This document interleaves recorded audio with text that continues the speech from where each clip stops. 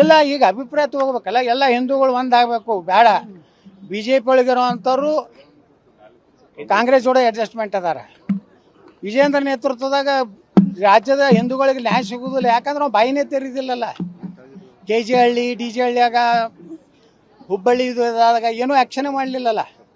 ಹೀಗಾಗಿ ನೋಡಿ, ಜಮೀರ್ ಅಹಮದ್ ಖಾನ್ 2346 ಕೋಟಿ ರೂಪಾಯಿ GST ಹೊರಗೆ ಬಿದ್ದಿತ್ತು. ಏನಾರ ಪ್ರತಿಕ್ರಿಯೆ ಐತೆ ಬಿ ಜೆ ಪಿ ಅಧ್ಯಕ್ಷನ ವಿಜೇಂದ್ರನ?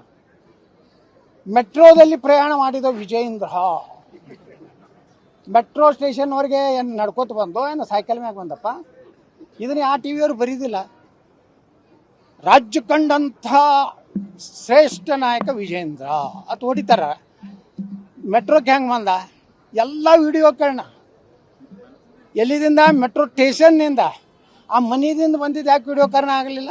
ಮುಂದೆ ಇಳಿದ ಮ್ಯಾಗ ಟಿಕೆಟ್ ಸ್ವಂತ ತೊಗೊಂಡ. ಮೊಬೈಲ್ದಾಗ ಟಿಕೆಟ್ ಸಿಗ್ತೈತೆ ರೀ. ಇವೆಲ್ಲ ನಾಟಕ ಯಾಕೆ ಮಾಡಬೇಕು? ಆನ್ಲೈನ್ದಾಗ ನೀವೇನು ಮೆಟ್ರೋಕ್ಕೆ ನೀವೇನು ಹೋಗಲ್ಲಿ ಪಾಳೆ ಹಚ್ಚಿ ನೆತ್ತು ನಾಟಕ ಹೊಡೆದ್ರೆ ಏನು ಆಗೋದಿಲ್ಲ. ನೇರವಾಗಿ ಟಿಕೆಟ್ ತೊಗೊಂಡ್ಮ್ಯಾಗ ಒಳಗೆ ಕರ್ಕೊಂಡು ಹೋಗ್ತಾರೆ. ಮತ್ತು ಒಳಗೆ ಹೋದ್ಮ್ಯಾಗ ಎಲ್ಲ ಫೈಲ್ಗಳು ಹಿಂಗೆ ಅಧ್ಯಯನ, ಇಳಿದು ಹೋಗೋದು. ಮುಂದೆ ಇಳಿದು ಹೆಂಗೆ ಹೋದಪ್ಪ? ನಡ್ಕೋತೋದ. ಅಲ್ಲಿ ಪೆಟ್ರೋಲ್ ಕಾರ್ ಬಂದಿರಲಿಲ್ಲ. ನಾ ದೇಶದ ಪ್ರಧಾನಮಂತ್ರಿಗೂ ವಿನಂತಿ ಮಾಡ್ಕೋತೀನಿ, ನಿಮ್ಮ ಸುರಕ್ಷತೆ ಭಾಳ ಅವಶ್ಯ ಇದೆ. ನಿಮ್ಮ ಸೆಕ್ಯೂರಿಟಿ ಏನಿದೆಯಲ್ಲ, ಈ ದೇಶಕ್ಕೆ ನೀವು ಇನ್ನೂ 10 ವರ್ಷ ಪ್ರಧಾನಮಂತ್ರಿ ಆಗಬೇಕಾಗಿದೆ. ಯಾಕಂದ್ರೆ ಭಾರತ ಇವತ್ತು ನಿಮ್ಮ ನೇತೃತ್ವದಲ್ಲಿ ಭಾಳ ಅಭಿವೃದ್ಧಿ ಹೊಂದ್ತಾ ಇದೆ. ಅದಕ್ಕೆ ನೀವು ನಮ್ಮ ದೇಶದ ಜನರಿಗೆ ಕಡೆ ಕೊಡ್ರಿ, ಅದು ನಿಮ್ಮ ಸೆಕ್ಯೂರಿಟಿ ಕಡಿಮೆ ಮಾಡ್ಕೋಬೇಡ್ರಿ. ಈಗ ಯೋಗಿ ಆದಿತ್ಯನಾಥ್ರು ಟಾರ್ಗೆಟ್ನಾಗ ಅದಾರ, ಅಮಿತ್ ಶಾ ಅವರು ಟಾರ್ಗೆಟ್ನಾಗ ಅದಾರ, ನಮ್ಮ ಪ್ರಧಾನಮಂತ್ರಿಗಳು ಈ ಭಯೋತ್ಪಾದಕ ಟಾರ್ಗೆಟ್ನಾಗ ಅದಾರ. ಸೆಕ್ಯೂರಿಟಿ ಯಾವುದೂ ಲ್ಯಾಪ್ಸ್ ಮಾಡ್ಕೋಬೇಡ್ರಿ. ನಿಮ್ಮ ಜೀವ ನಮ್ಮ ಬೇಕಾಗಿದೆ, ಭಾರತೀಯರಿಗಾಗಿ ನರೇಂದ್ರ ಮೋದಿಯವ್ರು ಬೇಕಾಗಿದೆ. ಅದಕ್ಕೆ ನಿಮ್ಮ ಸೆಕ್ಯೂರಿಟಿ ಹೆಚ್ಚು ಮಾಡ್ಕೊರಿ. ಇನ್ನು ನಮಗೆ ಹೇಳ್ರಿ, ಇನ್ನು ಕಡಿಮೆ ಮಾಡಿರಪ್ಪ, ಇದು ಮಾಡಿರಿ, ನಾವು ಮಾಡ್ತೀವಿ.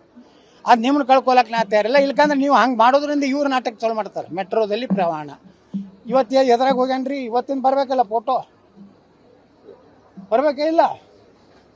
ಬರೇ ಮೆಟ್ರೋದಲ್ಲಿ ಹೋದ್ರೆ ನೀನು ಹೊಡೆದ್ರಿ. ಈ ತಳಗೆ ಕಮೆಂಟ್ಸನ್ನು ನೋಡ್ಬೇಕಲ್ಲ ನೀವು. ಅಲ್ಲಿ ಕೂತೋರು ಹೆಡ್ಗಳು, ನಿಮ್ಮ ಹೆಡ್ಗಳು ಏನು ಅದಾರಲ್ಲ, ಅವ್ರು ತಳಗೆ ನೋಡ್ಬೇಕು. ಅರೆ ವಾ, ನಾಟಕ ಕಂಪ್ನಿ ತಳಗೆ ದಿನ ಮಾಡೋ ತಿಮ್ಮಣ್ಣ, ಇವತ್ತು ಯಾಕೆ ಮಾಡಿ ವಿಜಯಪ್ಪ ಅಂತ ಕೇಳ್ತಾರೆ. ನೀ ರಗಡಿ ಹೀಗೆ ಲೂಟಿ ಮಾಡಿದ್ ಕೇಳ್ತಾರೆ. ಅಂಥವ್ರ ಅಧ್ಯಕ್ಷತೆ ಮಾಡೋದು ತಪ್ಪಲ್ಲ. ಅದಕ್ಕೆ ನಾವು ಪರ್ಯಾಯ ಶಕ್ತಿ ಕರ್ನಾಟಕದಲ್ಲಿ ಮಾಡ್ತಾಯಿದ್ವಿ. ಎಲ್ಲ ಹಿಂದೂಗಳನ್ನ ತೊಗೊಂಡು ಇವತ್ತು MB ಪಾಟೀಲ್ರು ಏನು ಆಶಯ ವ್ಯಕ್ತಪಡಿಸಿದ್ದಾರೆ. ಅವ್ರ ಆಶಯ ಅಂತ 2028ಕ್ಕೆ ನಾನು ರಾಜ್ಯಸಭೆಯಲ್ಲಿ ಮುಖ್ಯಮಂತ್ರಿ ಆಗ್ತೀನಿ. ನಾನು ಎದುರಿಗೆ ಪಾಪ ವಿರೋಧ ಪಕ್ಷದ ನಾಯಕರಾಗಿ ಶ್ರೀ MB ಪಾಟೀಲ್